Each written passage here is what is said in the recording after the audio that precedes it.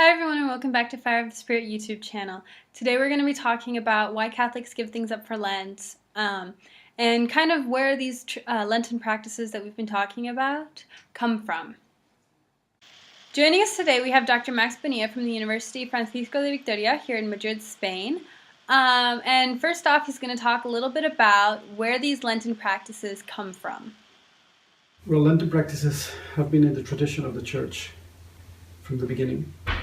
And it's a practice that goes back to the Jewish tradition as well. So it's very much in the origins of the Church.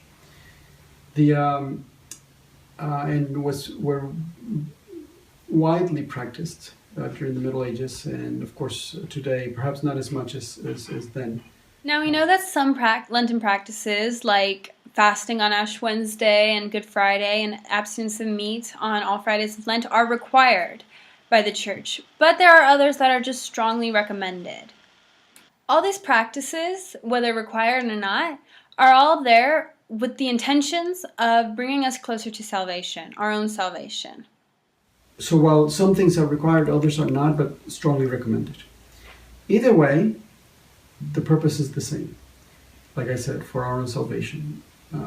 Our path to holiness. A Catholic, a Christian that truly believes in what the Lord has done in his life wouldn't want to go to Mass because they have to, because they're told to, because it's commanded by the Church, and then reluctantly go to Mass. That would be an immature faith. But it's a help, and that's why the Church imposes it as a rule.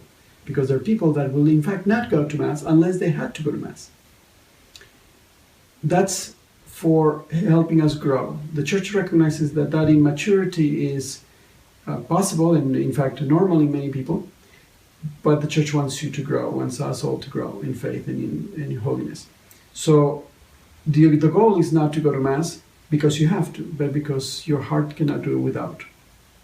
And in the same way, the practices of Lent are ways for you to grow towards that desire of doing things that please God or that help you. We give things up not to please God, but to remind us that we have something more to desire in life, that we all desire something more. And so that we can bring ourselves closer to salvation, to Christ in heaven, and to holiness. Remember, the Church doesn't require us to give things up during Lent. They just recommend it so that we can get closer to God.